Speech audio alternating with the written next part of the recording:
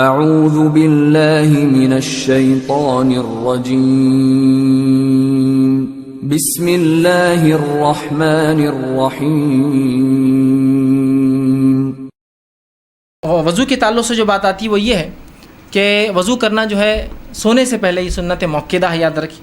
اس کے علاوہ حضرت عائشہ رضی اللہ عنہ اس کے تعلق سے فرماتی اور کہتی ہے آپ صلی اللہ علیہ وسلم جنابت کی حالت میں رات گزارتے، اتنے میں حضرت بلال تشریف لاتے اور اذان کہتے ہیں اور آپ کھڑے ہوتے اور غسل فرماتے، میں ان کے سر سے پانی گرتا ہوا دیکھتی، رسول اللہ کو دیکھتی نہاتے ہوئے دیکھتی تھی کہ آپ تشریف لے جاتے، کچھ دیر بعد مجھے آپ کی آواز فجر نماز کی سنے آتی دیتی، پھر آپ روزہ رکھتے۔ ٹھیک، اس سے پتہ چلا ایک آدمی رمضانوں میں اپنی بیوی سے ہم بستری کر سکتا ہے، اس کے سو کر سحر سمجھے سحر جنابت کی حالت میں کر سکتا ہے، لیکن وضو ضروری ہے۔ وضو کہ تو کھانے اور سونے سے پہلے رسول اللہ شرمگاہ دھوتے اور وضو کرتے، وضو کر کے آپ کھانا کھا سکتے ہیں، مطلب سحر کر سکتے ہیں، اس کے بعد غسل کر کے آپ فجر کے لیے جائیے۔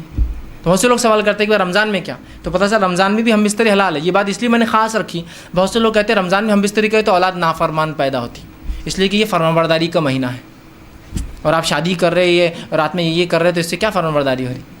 ایک بار میں چھوٹا تھا جب میں نے بات سنی تھی، کچھ خواتین بیٹھی تھی اور کہا کہ ایک آدمی کا نکاح ہوا، اس کا نکاح ہوا 26 کے اثر میں، مطلب 26 رمضان کی اثر میں، مطلب رات میں قدر ہندوستان کے اعتبار سے اس رات قدر تھی۔ ٹھیک، ویسے قدر تو 21 23 25 27 اور 29 میں سے ایک ہے، لیکن ہندوستان میں 27 ہے۔ سب عورتیں آپس میں بات کری آج کیا کریں گے، یہ دونوں عبادت کریں گے یا کیا کریں گے آپس میں۔ تو اسے بولی عبادت میں کہاں دن لگنے والا ان کا، بولے آج رات میں، آج تو گئی اس کی رات برباد ہوگی، لیکن اس کی اولاد نافرمان ہوگی۔ دوسری بولنے لگی نہیں صرف اولاد نافرمان نہیں، ان کی دیکھنا تھوڑے دن میں طلاق ہو جائیں گی، عبادت کے مہینے میں شادی طلاق ہو جائیں گی ان کی۔ استغفر اللہ۔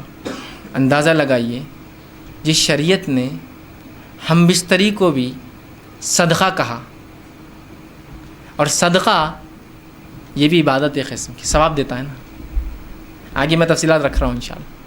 تو رمضان میں کوئی ممانعت نہیں ہے، نہ شادی کی ممانعت نہ ہم بستری کی ممانعت۔ ہاں فجر کے لیے آپ کو غسل واجب ہے، سحر کے لیے نہیں ہے، تو سحر کر لیجیے، فجر کے لیے غسل کیجیے اور جائیے۔ ٹھیک، اسی طرح پانی اگر نہیں ہے